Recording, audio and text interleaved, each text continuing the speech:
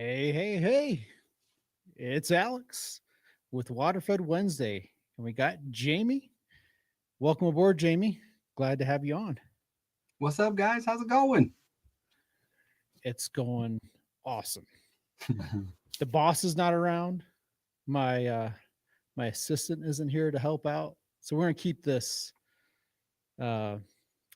gonna keep this real fun, Jamie. Pretty casual. Let's do it. Pretty casual. Let's do it. Yeah. Right on. Just checking in. We're going coming live from our Facebook channel. This Facebook Tucker page, Tucker USA on YouTube. And Jamie, I think we're broadcasting on yours as well, correct? We are. Yep. Yep. Are we on Insta today or no? We're not on Insta today. Okay. Um, All I right. just don't have the bandwidth to get on Sure. there. No kidding. Are we going to be able to see comments and everything from people? Will we be able to- Yes, we will. Good. Like I said, we're gonna keep this real interesting today. We'll let the audience build up. Once again, this is Alex with Waterfed Wednesday, brought to you by Tucker USA. If you this is your first time being here, welcome. We have several episodes for you guys to check out. This Today's episode is number 38, where we'll talk about mistakes that cost you jobs. Um, Really interesting topic. It's always at the time this time of the year when things are winding down, getting ready to ramp up for the next year. It's always good to review things, right, Jamie? Make sure you're getting in the right mindset, right?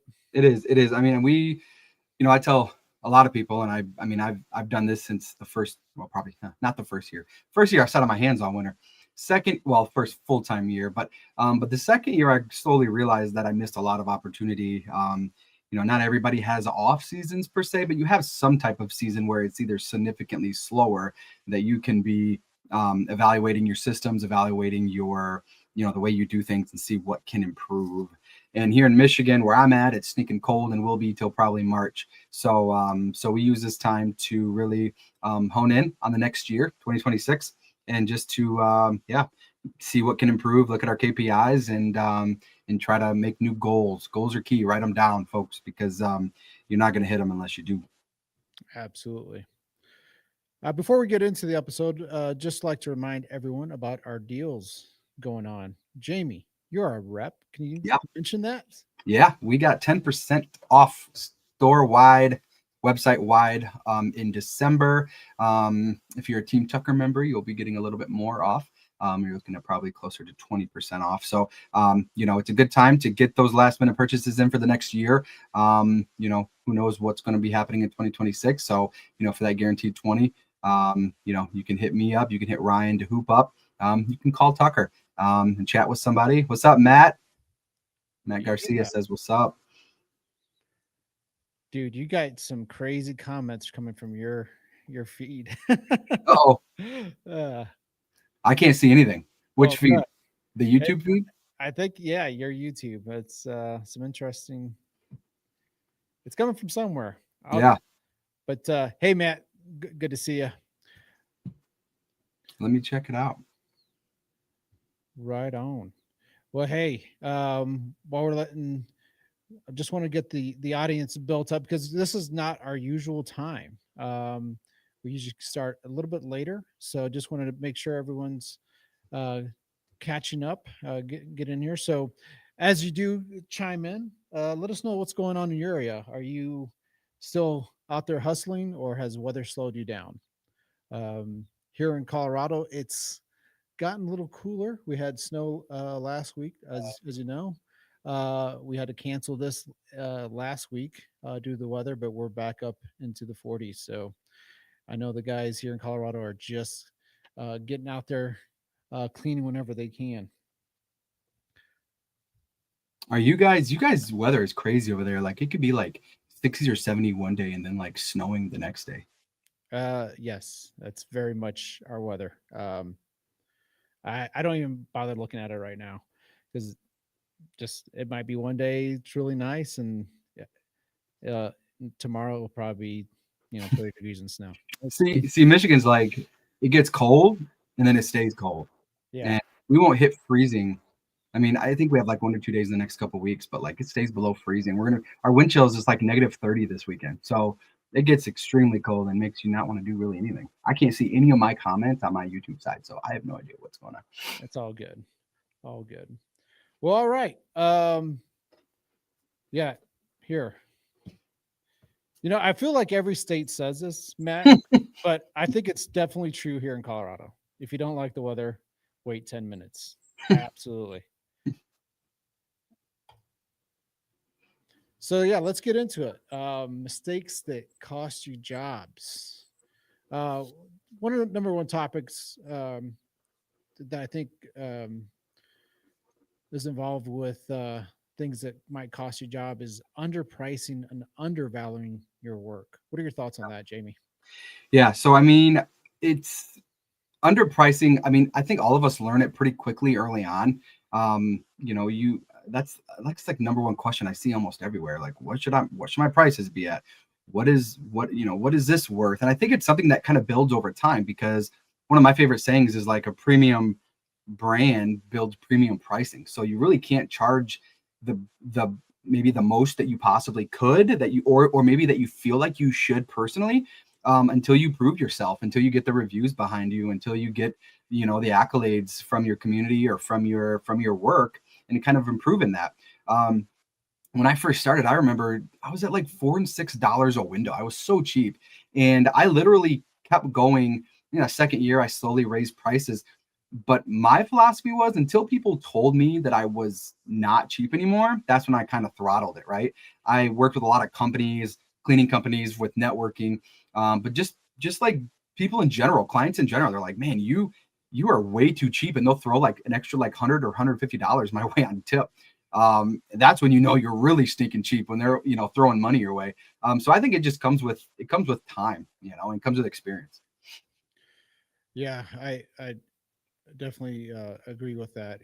I was thinking back. It's been a while since I had my own business, and I've been in the industry, or on the service side of it, going over 5 years. But I also remember when I first started up, thinking about these prices, like, it can't be right. Like, you calculate it, and yeah, I was about that price as well. Of course, that was back in like 2012, but I tally up all the windows because we have some pretty big homes here. Yeah. So that can't be right. They're gonna think that I'm just trying to steal money from 'em. So Yeah. you Yeah. get in your own head too, You do. and you start to kind of like undervalue yourself. Yeah. You're like, well, I wouldn't pay that price. Well, Right. you're not your ideal customer, and Yeah. Yeah. That's one of so my favorite sayings, is like, that's one thing I had to like re-trigger my brain very early on, because I didn't grow up wealthy. I didn't grow up, with a ton of money. I didn't even knew this was a thing, right? Before I got into it. But like I had to constantly remind myself, like, I'm not my client. I'm not looking for this. I wouldn't hire myself to clean my windows, right? That's just not who I am. But there are a lot of people out there that will, and they perceive it differently than you do. So, and I still think I'm not cheap, but I'm not like the most expensive. I definitely have still room to kind of grow. And that's some of the KPIs that you evaluate in your off season. And then now service plans are becoming a thing, right? So now you got to like think about, okay, how do I want to incorporate service plans into the business, and how do I want to perceive that value? Because that's a whole nother beast in itself, whether you want to do percentages off, or just bulk $100 off of this plan, or $50 off of this plan. And I think it's just something that you got to kind of mess with and beta test on a few clients that you can trust. yeah, absolutely. And I would also say, if you're, we're probably talking to a lot of different, either first time people are just thinking about getting into a business, or Yeah. they might be in there for several years. Um, but if you're just starting um, window cleaning, and you're thinking these prices are ridiculous, think of the things that by year 5 you want to be doing, right? Yeah. Yeah. Exactly. You want to be Yeah. in a shop. You want to have Yeah. employees. You Yeah. want to have the CRMs and all the awesome tools. Well, Right. you're not going to get there with being at the bottom of the market. Yeah. Yeah. So, And that, like I said, that comes with time. And I think it just really just depends on how fast you want to move, how fast you want to go. When I first started, I had a couple mentors, right? But like one in particular was like, you need to be at $100 an hour or $125 an hour. And I'm like, there's no way I'm at $125 an hour. I'm averaging like 20 right now, right? Like 25. And they're like, no, you're going to want to be at 125. And within like 3 or 4 years, as your efficiency grew, as your tools grow, as your processes and systems grow, I was hitting 125, 150, 175, 200. But solo. So it's definitely doable, especially once you get get it all down. So yeah, absolutely. So, when do you think would be appropriate as you want to figure out, hey, my prices aren't cutting it?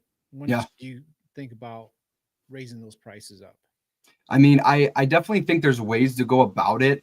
You definitely don't want to spring it on the clients right away. You almost want to do it gradually. So say if you want to do like a 10% increase across the board, maybe 10% on new clients because they don't know any better. But on your existing clients, you want to maybe go up maybe 5% one year and 5% the next year, or 3% for 3 years or something like that, where it's just a gradual. And most of the times I've found that clients get it, right? Like everything is getting more expensive.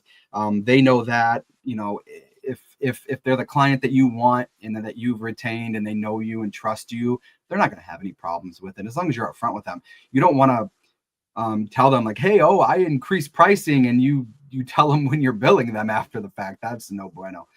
But I think a gradual one would work. And you got to think about what's your approach, what's your 3-year vision, what's your goal. If you're looking solo and staying solo and you like it, and maybe you have a helper or maybe one other partner, then you can get away with just gradually or maybe staying on the lower side. But if you're trying to make this thing, grow this thing into a multi 6 figures, maybe 500, 800,000, you're not going to get away with charging cheap. Maybe you're only hitting 50 to 75. If you want a good profit margin, you need to be in that 125, $150 per man hour. Anywhere between 100 to 150 per tech to really be able to survive as a business. Yeah, absolutely. Uh, good points. Um, Thinking about other things that might um, cost you jobs. One of the things that I remember early on, it was you're trying to develop systems and stuff. And I had thinking back to my business. I actually bought a business. I don't know if I ever told you that, but Mm, I bought an existing business, um, and they just pretty much did the basics. And then I was uh, made some assumptions yeah, on the a level of service they had wanted, and I just remember going down this path. The customers were very happy because they used a different terminology, and basically they wanted the tracks done, and mm, the yeah. previous person, his way of tracks was just the outside, but where the screen was, The and that's sill, right? I call that still, like yep, sill. Yeah, exactly. Um, and but they, I guess this time around they wanted to do a little more, and I'm like, yeah, I'll do that.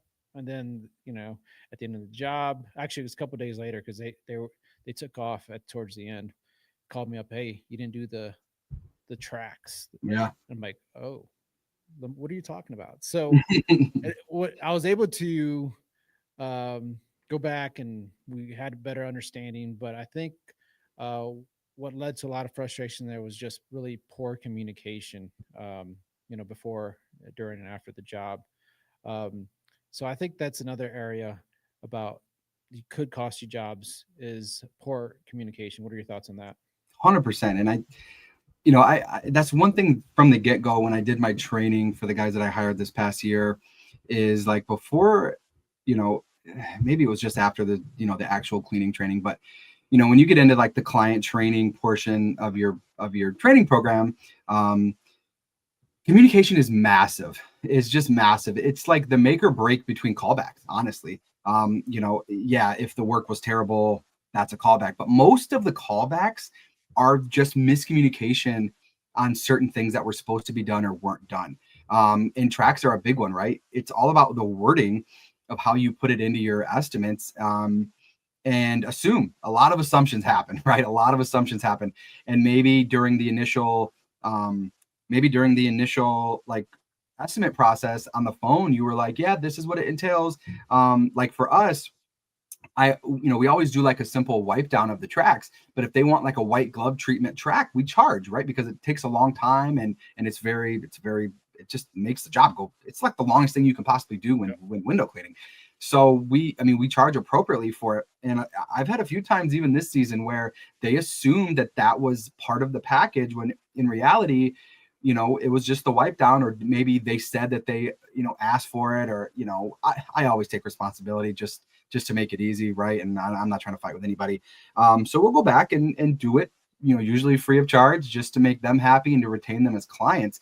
But I think communication is key. And that's why I always tell my guys, to just always go over things before you start the job, when you talk to them, when you first get there, and then go over things. Hey, this is what we've done today. This is how we did it. If you have any issues, please let us know. We back everything up 110%. And that tends to work. But yeah, communication is a big killer, because how many times maybe miscommunications happened and they never called you, and they were just disappointed, and they never called you back, and they went with somebody else and you never knew. Right. I think that happens more than we think it does. Mm-hmm. You may have 500 5-star reviews, but there was quite a few people in there that maybe some miscommunication happened, or they just weren't happy with the job or the experience, and they just went somewhere else without even telling you. Yeah, absolutely. Yeah, thinking back, as I progressed with, when I first started the business, or bought that business, to the point when I sold it, just always working on the communication side, the expectation. So I remember when I first introduced WaterFed, I just went to start cleaning, right? Yeah. But that customer, it was actually, the homeowners were typically gone. It was the property management that was there, that lived on site, and they were always used to myself or whoever brought along doing it traditionally, right? Yeah. The next thing you know, we're there, water fed, and water's getting everywhere. You're water's splashing it. Yeah. because there's a different method. Like, sure, you do all the upper windows, right? You move over, and then you're not doing the ones below that, and then they're like, well, you're leaving the windows wet. You didn't do this whole thing. I'm like, well, yes, you're right. There's a system behind it. Yeah. Tops first, then I come back and do after the top's dry, right? But that was a lot of frustration right there. And so you start learning things like, um, uh, towards the end, I had responsive beds, so I had the packages, so everything was communicated clearly ahead of time. Um, a lot of people didn't want to wait around for the estimate in person, so I explained the whole process. I even had, what to expect on our visit on our website. So nice. Yeah. So I'll get there, greet the customer, explain to them, hey, thank you for so much for doing the bid online. What I'm going to do is just take a few minutes, go around the house, just to make sure we're on the same page. Because there's been several times I've done several methods with response bid, whether it's window count, square footage, and people always underestimate their windows or their square footage. So we're going to make sure everything's up front, make sure the pricing is right. Yeah. And then explain the process. If I'm doing water fed, I'm going to explain that, because that's a big one. Yeah. I would also know there's like, well, we've had that done before. It didn't turn out great. Explain why that didn't turn out great. Yeah. Yeah. I think, and a big part of that in any communication is just like pushing confidence, right? Because if you don't seem confident, the client's going to be, and they're going to feed off of that, and they're going to be like, man, this dude, like, maybe this was good, maybe this was a bad idea. But Patrick, explaining WaterFed to boomers is exhausting. I was just about to hit on that. I wasn't going to call them boomers, but older generation, they're so used to the squeegee, right? And then, but just explaining to them while displaying confidence, like, hey, this is how we're going to do it. It's going to turn out perfectly, I promise. If you have any hard water, we're gonna touch it up for you. That's really the only way that that they're gonna see spots. It's gonna, and you kind of gotta look at the temperature outside. If it's cooler, it's gonna take longer to dry. If it's warmer, then they're gonna see immediate results. But I always try to take them to the first like window that I did, just because it's normally the most dry, and I can hey, look, this is how they're all going to look if there's any issues, please call us. But I promise you, the windows are going to look great after it's dry, right? Mainly that's like early spring, late fall, where it just takes hours for these things to dry. I always tell them gravity, water's going to, get on the bottom. That's the last thing to dry. You're going to see spotting, but I promise the spotting's not going to stay there. But yeah, it's kind of exhausting. And they always have this look on their face, like, okay, dude, whatever. And then, I've had a lot of times where they'll call me after and be like, oh my gosh, he's turned out amazing. Yeah. Or they'll tell us the next time, right? Like, I did not anticipate that. You guys, you completely blew me away, because in your head, it's almost like a splash and dash for these people, right? They're like, well, they're not even doing any of this. And, they're not hitting these as good as, but as we all know, like, water fed does work just as well. And you can hybrid it. Well, that's not a word. Like, use it in hybrid with, trad, right? I mean, you could, a lot of the jobs that we do, I will steel wool first and then maybe just rinse with, with water fed, or I'll scrub it with something else. So, I mean, there's just so many ways to go about it. But yeah, Patrick, I agree, dude. It sometimes can get pretty tiring trying to get it across. Yeah, absolutely. Yes, we do have the technology. It does work. 100% works. And the more I get online, I'm trying to like kind of grow my socials and stuff. The more you put yourself out there, dude, the more hate you get, right? Like they will call you out on the dumbest things. And you don't even realize that it's like there, but it's just because it's different from the way they do it. And I think, like, brand wise, that's an issue too. Like, just because things are different doesn't mean it's any better. It doesn't mean it's not going to come out with the same results, right? I do think quality, there's difference in quality of equipment, but I do think that, like, nobody's remaking water fed. I tell people that no one's remaking water fed. This is how it works. People are just finding different ways to use it, different ways to utilize it, and put it in different ways to be able to benefit that specific user with membrane size and pumps and no pumps and correlation on where the membranes and stuff are. So yeah. I think that's an issue too. So basically, if you don't want to get hated on, don't go online and put yourself out there, because people just love to fry you, man. Yeah, you got to just like the pure water, let it roll off the window. I know. Yeah, for real. Like they'll like call you out on, like, why is that pole so long? You're doing like 2 feet. I'm like, dude, like, this is the pole we use. Like, why does it matter? Like, what the? I don't get it. It's all good. Just, hey, any interaction is good, right? and that's what I tell them. Like, I had this one video kind of get all these comments and likes off of just, I don't know, it was just like the simplest thing. I was using a pole, and I did some pole work in this house. This specific house had 4 transom windows in their living room, the highest windows they had, maybe 10 or 15 feet up, right? 10 or 12 feet up. And I did them by pole, right? Because I had the pole with me. You never know when you're going to need it, behind washer, dryer, whatever. And I had the pole, so I just did them with a pole, and I happened to record myself. I was wearing socks, right? Like, whatever. People were roasting me on wearing socks. People were like, just go grab a stinking step stool. What are you doing, you moron? And I'm like, dude, like, this is fine. This works. The windows are clean. It's just, yeah.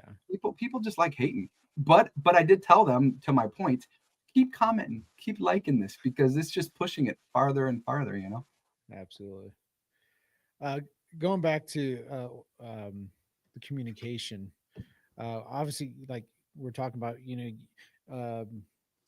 I think having better explanation in your bidding process. You talked about, the packages, having everything set in stone, right? When we get on site, talking to them. What do you do anything for, like, the post job, whether it's immediate or, down the road? You mean like to follow-ups? Yeah, follow-ups. Oh yeah, for sure, dude. So we do automatic review requests, right? So, like, my CRM will kick out automatic review requests. We got over 80 5-star reviews last year just based off of that, which is phenomenal. So if you don't have a CRM with an automatic review request store, you're doing yourself a disservice. We also, one thing I'm implementing, we did a little bit this year, but one thing that the coaching program I did, happy calls. So basically, we just follow up the day after. Hey, how's everything looking today? Is there anything that we could have done better? How was your experience? And just make sure they're good, just to kind of hit on, like I said, if there's because I did have a few issues where they were like, yes, I wasn't going to call you, but they missed this window, or maybe this screen wasn't put back in, or something just simple that humans make mistakes, and we go back and fix it, and they're like, thank you, see you guys next year, like type of situation. So it's a good way to retain. Yeah, absolutely. Um, I utilize Responsibit, and it had I had my CRM, but also what was cool about Responsibit, it would also have follow up process. Like Yeah. you can set it whatever you want, a day after, Yep. week after, and I've had several sequences. So that after inviting them for the review process, like you did, and I also think it had I think it's still around Nice Job, where you put photos of the job, and it'll Mm, send out reminders as well to get those reviews. that'd be nice, because I have a lot of pictures on my phone, dude. Like, so many. I think one of them's Company Cam. A lot of guys use. That's like an integrator that goes into the CRM. But I mean, you pay for it separately, but it's a good way to store photos, because the whole iPhone thing, dude. No joke. I recorded a video, so I'm doing a squeegee board type of series on my YouTube and on my socials, and I'm just diving into different topics, right? And 2 days ago, I recorded a video on my phone. It was a 30-minute video. I was nailing it, just crushing it, right? Was done, went back to my phone. The dang phone timed out after 30 seconds, and I never realized it. I'm like, oh my gosh. So I just got a new camera, and just did my second episode. Nice Sony little flip camera, so I can see myself recording. And I just got to figure out a way to, how to upload it. It's all new. I'm so used to my phone doing everything so easily. Now I'm using an outside source. So yeah, that's technology can be good, but it can also suck. Well, with the communication I was doing, it didn't suck, which was great Yeah. because yeah, it did the follow up process, make sure everything was done perfectly. Yeah, got them to do more reviews, and then also in that follow up, uh, maybe a little bit down the road, uh, I played around with it, and I would do quarterly stuff. Just hey, how's it going, basically. And that also drummed in work or brought work in because you never know when they're going to have a party. And Right. you're like, you know what, thanks for your email, that reminded me I need to get my windows done, we're going to have our mother-in-law here, whatever. So uh, just that follow-up communication, part of, and the heading of poor communication action, or doing things to improve that.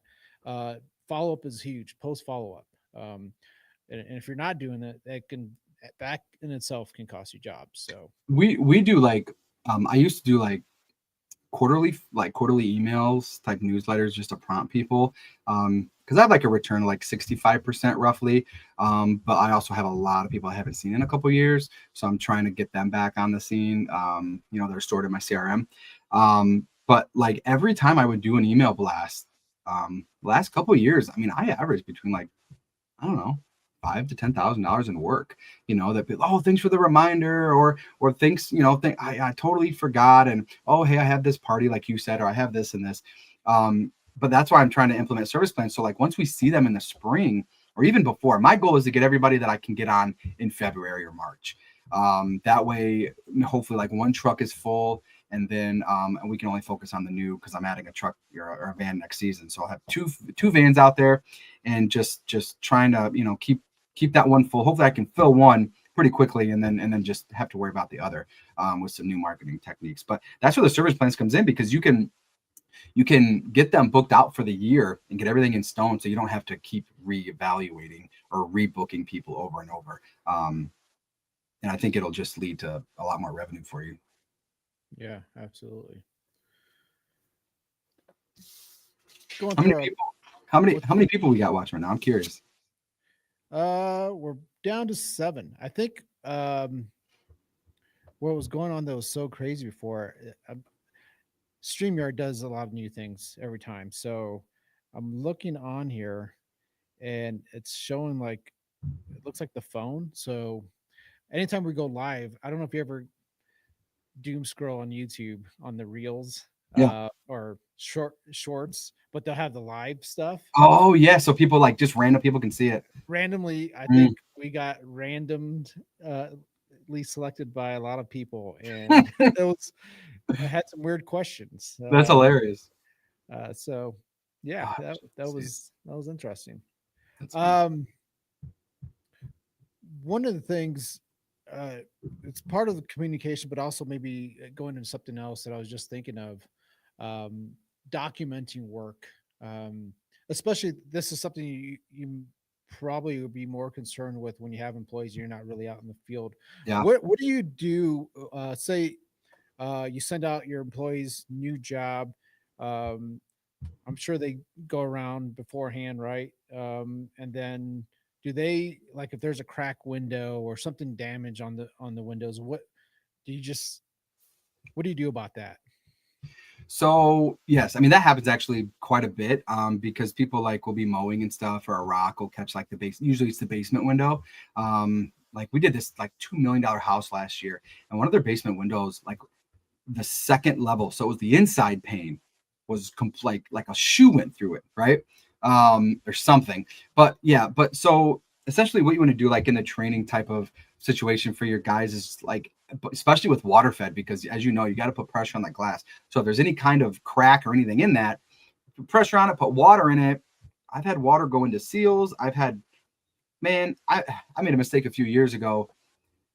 They had this big crack in one of their main windows in their kitchen. And they're like, don't worry about that one. We got to get it fixed. We've just been dragging our feet. Well, I got my headphones in. I'm doing my thing, dude. And before I could even think about it, I smacked the water fed brush on. Not super hard, but hard enough, evidently, because it went right through the window. Wow. Broke the window fully. I'm like, oh my gosh. I was gonna pay for them and do all this. They're like, look, it was broke already. You just made us fix it a lot quicker. So, but yeah, so you basically want to train your guys to kind of do a walk around, just see if they see any discrepancies. What I tell my guys is if you guys see a crack, skip the window, and then come back to it. Tell the client to come out with you. Hey, were you aware of this? Because you don't want to get blamed for anything that's definitely not your fault, right? If it was your fault, yes, I mean you need to take care of it. But if it was already there prematurely, then I mean you need to bring aware. And if you didn't, it's kind of on you, because if you didn't bring awareness to the client and they see it after the fact, it's your problem whether you like it or not. Because some clients won't. I mean, they're kind of looking for a fix, whether it was your fault or not, and they're Right. going to use unfortunately, probably going to try to use your insurance to do so. Yeah. Yeah, definitely. You'd always do a walk around. I remember one job I had, it was storms. It was in a part of Denver that's older and storms Storm are sucks. it was bad. It was like I don't know what it had to have been from like the early 1900s, late 1800s. It's like this storm window that it hung on the frame and then you kind of put it in and there's these locking pins or something. I can't remember. Terrible. And Was it wood or was it wood, metal? they're wood Wood. frame. Wood's so freaking heavy. So you had to take out the whole like. Did you have So to take out the whole outside just to like get it out? Type of wood, or are they hinged? they were hinged. So, but I had there's something blocking them in the bottom, right? They didn't want them flapping around. I went through several of them and uh, I, I got to one and I noticed the wood frame at the bottom was just rotten. Um, and I called the homeowner out as soon as I came across it. I'm like, hey, I can go ahead and do it, take care of this for you. I just want to make you aware that this is rotten Yeah. and this could cause some damage. She's like, please go ahead and take care of it because it was towards the front of the house and they wanted Hmm. to see out. I'm like, Yeah. okay, absolutely. I'll take care of it. Went to take it apart. And as soon as it like, oh, try to bring it, swing it out like all the other ones and then lift it. And Yeah. then all that rot, it was like really rotten. Disintegrated. It just like disintegrated, broke all the, glass and Oh my god. it was crazy. But I talked to the homeowner before, and Yeah. he was like, I'm sure he was a little irritated, but I brought it to his attention. He totally signed off on it, and I'm grateful that I did because he was a lawyer. So I'm sure, I'm sure No if I didn't kidding. bring his attention to it, Well, it'd at been least he could afford to more. fix it. Yeah, So he was a good lawyer. but definitely, if you come across something, especially with your employees, just make sure they bring it um, definitely a homeowner's attention. I would, we had ways of documenting, like Jobber. Yeah. Did you Yeah, use Jobber at one point? I did use it when I was operations manager for a company. I also used trying to think of the other one, House Call Pro. And Yeah. there's different areas where you can store photos. So Yeah. always document. Yeah. Yeah. Um, Dude, storms stink so bad. I get so many calls for storms because we have sections of our like service area that are just older, and like we tend to not go in that vicinity very often just because we know if you've been window cleaning for more than a couple years, you know how bad most storms suck. Pellas. Cole says, what's up, Cole? They're just terrible, and especially solo, it's very hard to effectively do storms by yourself. It is just, it takes forever. You need two people most of the time, and to make it at least halfway efficient. So we just stopped doing them. I have one guy around us that he tends to like them, so I just send everybody his way and kind of wash my hands of it, because it tends to be more of a hassle than not. And with a lot of these storms, we found that they haven't been touched in probably 30 years. Yeah. So when you start moving stuff and finagling crap, like it never goes back in the same, or it just takes so long, you're afraid you're going to break something. Yeah, absolutely. Tell us, Cole, do you have a lot of storms in Georgia? Georgia. I was born in Georgia. Yeah. Born in hot Atlanta. Don't remember it, of course. Oh, wow. I was born in Atlanta. I spent some summers there growing up, but I don't remember a ton. One of the worst airports.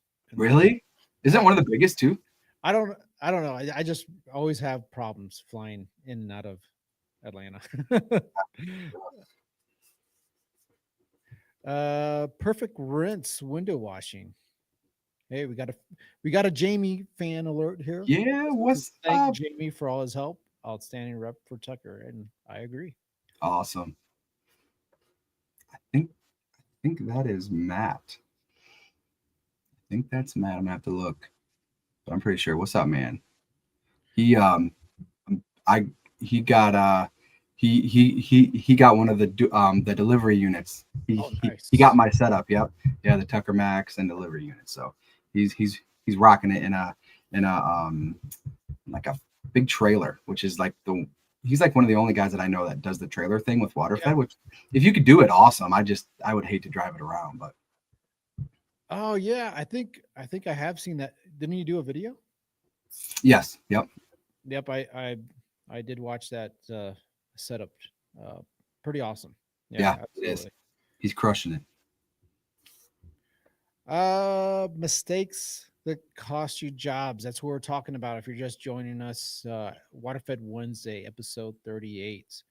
So what we chatted about? We talked about underpricing and undervaluing your work, and a big one, poor communication before, during, and after the job. Another one I wanted to highlight is working outside your lane without training. What are your thoughts on that? Yeah, so I kind of made that mistake early on when I first had the window cleaning business idea. You tend to think as a person in general, like more things I can offer people, the better. But that's true to a point. If you do that too quickly, you kind of shoot yourself in the foot. My path was I started like doing like the pressure washing thing and doing like, all the things that, window cleaners usually will add on. I didn't do gutters at first, but, I tried doing soft washing and all this. And I found very quickly that I wasn't really properly trained. And I don't know if you've done any of this, Alex, but like you could really screw a house up, with these chemicals if you don't know what the heck you're doing. I could pressure wash all day long. Like that's not hard, with concrete and, doing all that. I did it for a living at Western, but when you get into a lot of these higher end homes, you could create a crap show if you're not careful. So Windows eventually won over for me, and I chose to get really, really good at window cleaning before I added anything else to the mix. Because it kills me seeing some of these vans and trucks out there that have like, yeah, it says they're like maybe that, pressure washing, but then there's like 8 different services under that. I'm like, dude, like you're probably mediocre at all of those. Yeah. Uh, yeah, you're reminding me when I first had the business, and wintertime would slow down here in Colorado. It's not especially on the front range. I'm not talking about everybody always has an image of Colorado when you're not in Colorado, and it's Right. like 2 feet of snow or what have you. Yeah, that's up in the mountains, up in the ski areas. We live along the what's called the Front Range, so right at the foothills of the mountains, basically. So our weather's a little different. It's more like high desert at times. So like you were mentioning earlier, it could be 60 degrees, 65. The next day it's 20 and you get a foot of snow, but it'll Right. melt away. So we never fully put our stuff away. So, but it does slow down. And I remember getting some requests about handyman work. And I'm like, yeah, I've done construction in the past. Oh man. I've built, I used to, so I live probably not too far where you're at now in the Michiana area. Sure. So I worked in the manufactured homes, RV industry. So I built 1,000 manufactured homes. So it's like, I was like, yeah, I can do that. A lot. Yeah. That can go wrong really fast. Yeah. I remember, yeah, I'm gonna help you out with fixing your windows and doing all this stuff, and it's like you're not pricing it properly. You're there for like 6 hours when you thought you're only gonna be there for an hour and a half. So definitely stay in your lane unless you're gonna get trained in that area. But it's still you're like that truck or a van where you have Yeah. like all these different services and Right. you can't read all of it and you're going to be mediocre. Yeah, So and it's like that jack of all trades, master of none yeah, situation. Like we just added like gutter cleaning last year, and I've been in business like 7 years, and I was always just kind of reluctant. Gutter cleaning's not hard, it's just learning the ins and outs of how to approach it. Doing the job itself isn't hard. You're cleaning out gutters, but there are ways to do it, and there are ways not to do it. So yeah. So I mean, it can go south really quickly, and it's like when people it falls down to branding too, in my opinion, right? Like if you have all these services and you're trying to like establish this brand, it's a lot harder to establish a brand when you're like doing 10 different things. Now, as you grow and you get better and more efficient and the revenue's coming in and you can kind of I'm a big proprietor on like different divisions rather than like having it all under one.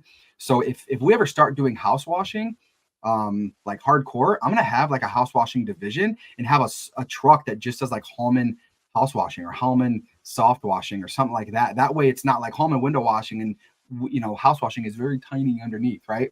yeah, That's part of the marketing and the branding thing. So you got to be careful with that. yeah, absolutely. um one of the aspects of under that working outside of your lane without training, there's stuff that might make sense like you're saying, the house washing and all that, Yeah. but Yeah. get yourself educated, especially in house washing. If you're just like uh here, that's another thing we don't have to deal with mildew, algae, all that stuff, right? Okay. Yeah. If you're in an area that oh, that there's a lot of money in that. So Yeah, just here it's bad here. Like yeah, I mean, it's north side of houses are just usually terrible. I mean, so we have a lot more pressure washing companies around here, probably times 4 to 5 over window cleaning companies, which blows my mind. People are very reluctant to get in window cleaning rather than yeah. everything else. But But that's when you can get dangerous pretty fast. You put it yeah, too hot of a mix, yep. of bleach, like you just go super strong. You don't know anything about uh Destroy the plants, yeah, exactly. Destroying plants, just educating yourself on the right chemicals, right? Or you get people getting into water fed window cleaning, and next thing you know, either the customer or they look up or they're paying attention to what's going on in the industry, adding in solar, but Yeah. not Oh yeah, understanding that's a good one. everything. Yeah. Yeah, not understanding everything that's involved with that, and educating yourself, especially on the safety side. That's something I didn't certainly didn't think of when I started doing it. I'm Well, like, well, yep, well, yeah, because they see it like that looks easy. I can do that, not thinking that they're literally holding a carbon fiber pole on a live electrical, you know, thing. yeah, Like I mean, this is it's live. It doesn't look live, but I mean, all it takes is one bad slip or touching the wrong part when you're doing something else, and you're gonna feel it. Yeah. Yeah, it, I didn't think anything of it. I'm just gonna put some water on this thing, but there's so many hidden dangers. So educating yourself on any aspect that, if you're going to try to venture into a different avenue that might make sense, like, yep, you have water fed pole. Yeah, you can clean panels. Just make sure you're educating yourself before you Definitely, go jumping into it. definitely, and Um, that's go ahead. I just want Cole chimed in here. We got some strong storms past. Well, see, I don't know if he has to deal with storms, windows. Maybe misunderstood there. Yeah, Uh, but he also hates the airport. So yes, he does hate the airport. So that is a true statement. Storm windows is what we're chatting about. The bane of many windows cleaning's existence. were you able to? I'm gonna go off on a tangent here. I had a call today from a guy that I helped out. I think he was from New York or Jersey or somewhere. And he had just got a Tucker Max, and he sends me pictures. What's up, Craig? He sends me pictures.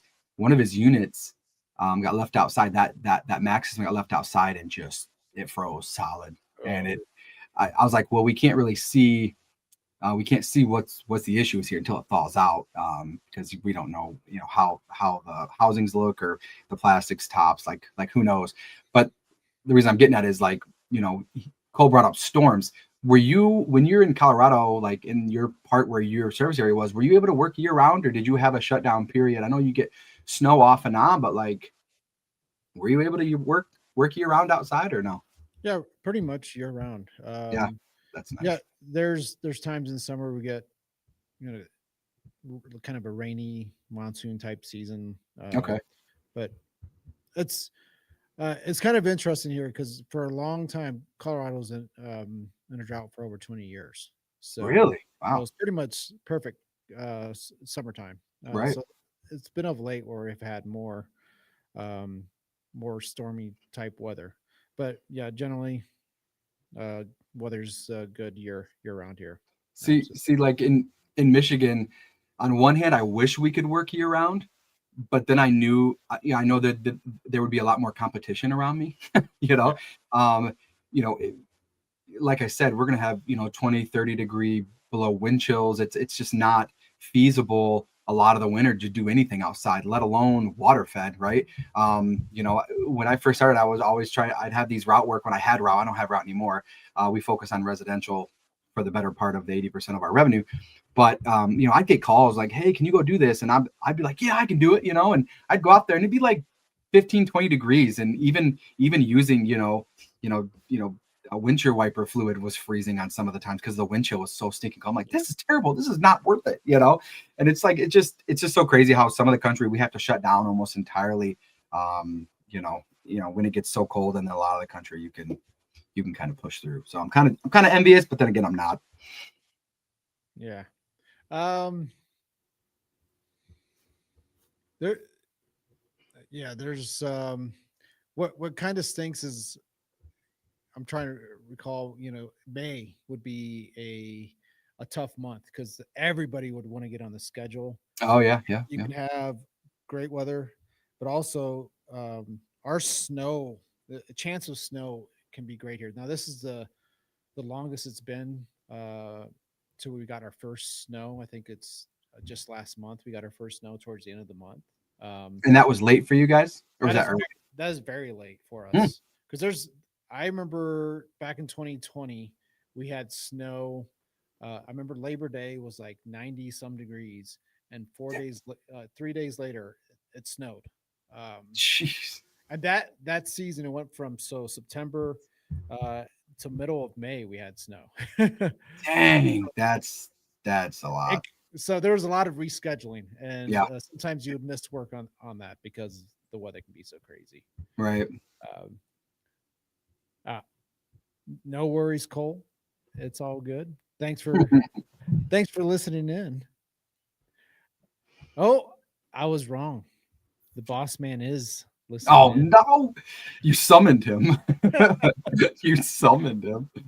Yeah. Oh, is he on a flight right now? What is he doing? Yeah. We're in the world of Sean Gavin now. Yeah. Yeah, Oh, I agree. Don't uh for the most part, I don't miss storms. I know Craig was saying that he loves storms. Um, really? yeah, So give I me old hung storms. man. See, that's like one of the guys around me that I give our storm jobs to. Like he is kind of super old school, kind of like Craig, right? Like even though he's my age, right? Like maybe upper 20s, low 30s, the dude has an old soul and he loves like the craft behind window cleaning. And I think that Yeah, takes a true professional to really enjoy that and to take your time because I think we get a lot caught up in the next job and just like the revenue and the numbers portion. But I think Craig's a really good example of just exhibiting that true passion and just enjoying the craft. And I think that's something not to look over for sure. yeah. Um, I think you're absolutely right because when I had him early on, I was able to plan accordingly or Yeah. not try to get so much in a day's work Right. and it was towards the end before I sold my business. It's like, you know what, this whole area, I'm not getting any new bids because Yeah. I know Yeah. that's a heavy storm window area. Yeah. um but earlier on, and it does take some skill level, but also I knew as I was expanding the business and doing ads on Google, and I get these a lot of times they're especially at that time frame, a lot of people were moving into Denver. Like you said, they haven't been cleaned in like 30 years, so they were Yeah. just falling apart. It's just Yeah. becoming more and more liability. But I had a customer that had um, huge property out here, one of the largest landowners in the United States, and all he What? had was storms. He had It was like a 12,000 square foot home, French Ooh. paint, and You did that by storm. yourself? I myself and my wife, I had some sub Dang. out, but it would be like a whole week out there. Wow. I charge whatever I wanted, Right. so No, that's perfect. that's crazy. I think it's a double-edged sword because you're either in the mindset of I love this craft, I could do this until I retire. And as long as you do that appropriately, there's a lot of there's a lot of value there, right? Craig comes in. I love when we take storm systems off and rehab them, make sure everything is set right, felt, be their holes. When we have to deal with some minor woodwork, I get a little more excited. See that takes a true a Yeah, true professional, taking off trim, re-roping weights, balancing them. Old style windows are awesome, and I love that for you, Craig. But that's not me. Like that is that is not me. I love the sales side more. I love the marketing side more, and it's a double edged sword because I think if you want to be a solopreneur, as I call it, and just like do your thing, as I wanted to in the beginning, that's yeah, a perfect that's a perfect spot for you. But if you're trying to grow and train guys or gals, whoever you hire, whatever, to go out and clean windows, it's a lot harder to do stuff like that because they don't have the passion that you have, and they're going to break a lot of stuff. So yeah, in my head, it's like let's score these jobs that are the least liability jobs, the easiest jobs.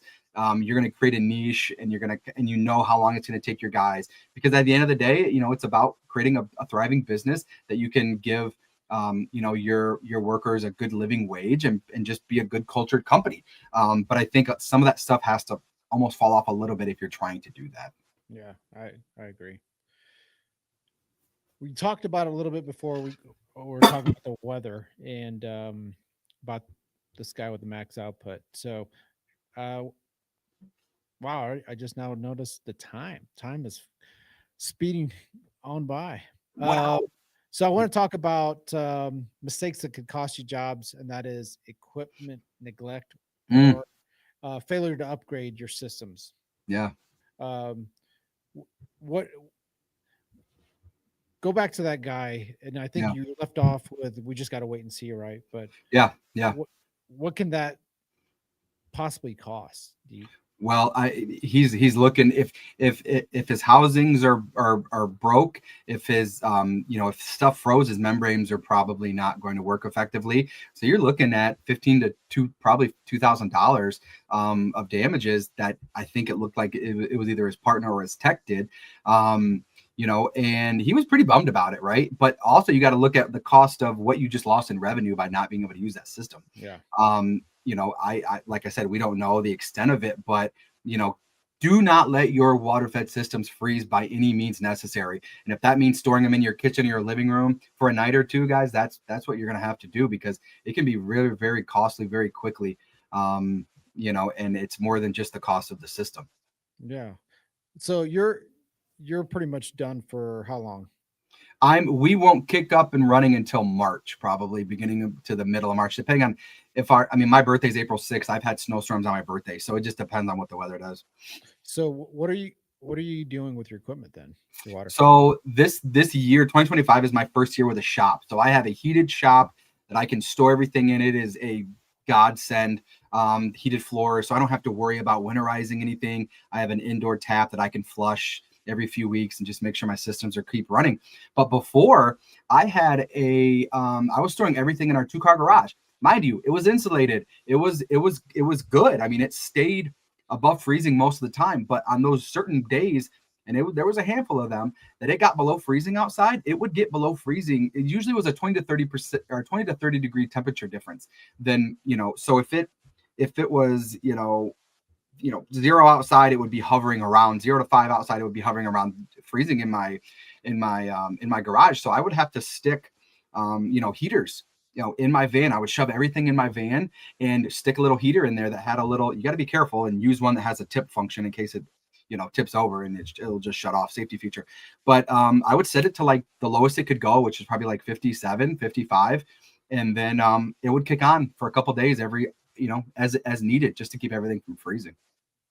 Yeah, we when I got back into the industry back in 2019, back on the cleaning side of it, um, I took a van home. We had the fill and go in there, and the owner he took time to insulate everything. Nice. Um, then also we had he worked on he installed a diesel heater, but that thing never really worked. So we had the heater in there, and when it was just going to dip below freezing, we just made sure I had an extension cord, plugged it into my townhome, just heated it up, Yeah. and that helped us survive the winters. Like I said, we didn't really have to put it away or winterize stuff.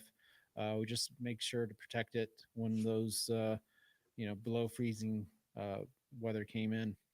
Um, so yeah, definitely if you're in an area that's getting cold, don't let those things freeze. Absolutely. We'll typically see it when the country has that first really big freeze. We'll get those calls. Hey, I need a new, you know. Fortunately, most of our stuff now is we got our systems are stainless steel. Yep. Before we had the PVC, that would definitely freeze. Explode. But we'll see a lot with like the max outputs. It has the clear housing, so your Yep. pre filters are going to crack Crap. on you. So absolutely. Um, Craig says, "Don't forget the hoses and brushes." Absolutely. Keep keep those drained and thawed for sure. Um, Another thing aspect to it, and real quick before I forget about this, a lot of times you get asked about what to do in the winter, so I don't want to forget about this. If you're in a climate like us where you can get away with it, at least running water through your system every couple of weeks, just to make sure there's no bacteria built up. That's what's might be happening. Like somebody might say, "Well, I'm in an area that only gets maybe lows in the 40s, right? So above freezing, I can just leave in my garage, right? Not necessarily true. What you also want to be aware of that you can get bacteria built up Yeah. in your membrane housing, and Yeah. that happens, your membranes will fall up, and um, that would be an expensive replacement cost. Yeah. So We do. We do have the R. I think we have it on the website. So right, the RO saver. The RO Preserve. Yes. Yep. Yeah, so that is um, fantastic if you're not going to be in a Be able to flush situation it. where you Yeah. can't flush it or run water through your system. Utilize that. And basically, what you'll do is you get the packet. Say you have a single RO system. You before you uh, put that into your membrane. What I like to do is get like a gallon jug, or advise get a gallon jug of your pure water out of that, or distilled water, but definitely utilize your system there. Mix that with the packet of RO Preserve, and give it a good shake. You're going to pour it directly into your RO membrane. You open up your housing to let it Yeah. saturate through there Nice. for sure. And that's going to prevent that bacteria buildup. Uh, but you still have to store it somewhere warm. Just keep that in mind. That Yep. RO Preserve Can't get around that. is not a um, way of preventing freezing. So it's just preventing that bacterial buildup. What about also maybe you'll get somebody who, they're maybe they got into an entry level system 1 year, and now they're expanding, um, growing like crazy, and they're still trying to get the most out of that entry level system. Is that something you think can cost work as well, cost jobs? Yeah. I mean, if you're struggling, and I see this a lot because I did the same thing, right? Like I had a single RO system and it did not have a pump on it. It didn't have anything. And I learned very quickly after that first year. And it wasn't just wells that I ran into with low PSI, but it was just tall glass as I got more calls from lake homes and stuff that, I needed a bigger system. I needed a pump. I needed something, especially as I got people to help me maybe on certain jobs that I knew I couldn't do myself, and maybe you wanted to do a pole system, right? Efficiency falls heavily under cost. Um, because if you're not hitting your hourly targets for specific jobs because your equipment can't keep up, that's a problem. And then you need to look at your profit margins and see, okay, maybe I need to, maybe look at leasing, or sorry, financing something. Sometimes that makes sense, or dipping into the savings and just, taking that shot of, hey, I need to upgrade and it's time. And every time I did that, I always found a buyer for my equipment. Mind you, I always sold it at like 50 to 60%, even after years of use. So don't think you can't, retain something from that. Usually that blow is pretty soft. There's a market out there. I took something on trade locally from a window guy that just didn't cut it. He tried it for a year or two and didn't really like it. So we had some trade stuff going on, and he ended up giving me like 2 different units, and I sold them, shipped them across the country, and got a decent amount of money for him. So, don't think just because you have to upgrade means you're going to lose out on that initial purchase, because that's not the case. Yeah, what I also found a lot, especially when we get the ass a lot, and at first, you try to be like, yeah, absolutely, you can, um, you do some certain things that can, make this a little bit more, I don't want to say maybe efficient, get more output out of it, but it what ended up happening is just cause a lot of downtime because things were breaking. Yeah. Instead of just Yeah. like, Yep. you know what, maybe just like you said, just invest in that other equipment that it's going to take you to that next level. Yeah. Yeah. And that was the number one reason I did not DIY anything when I first started, because like I knew with the warranties out there and the vendors out there that could provide me a really, great system like Tucker, that I didn't want to put up. I'm a guy to pay a little bit more extra not to have to deal with the bull crap later on, or the downtime, where, trying to DIY everything. Yeah, maybe I'll save $1,000, but for me, time is money, and I don't want to have to be down and out for weeks on end because this thing that I built keeps screwing up. Yeah, absolutely.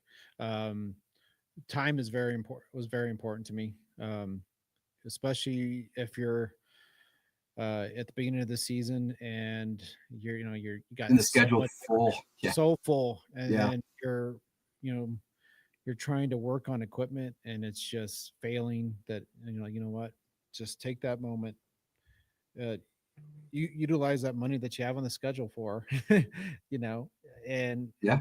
upgrade that equipment.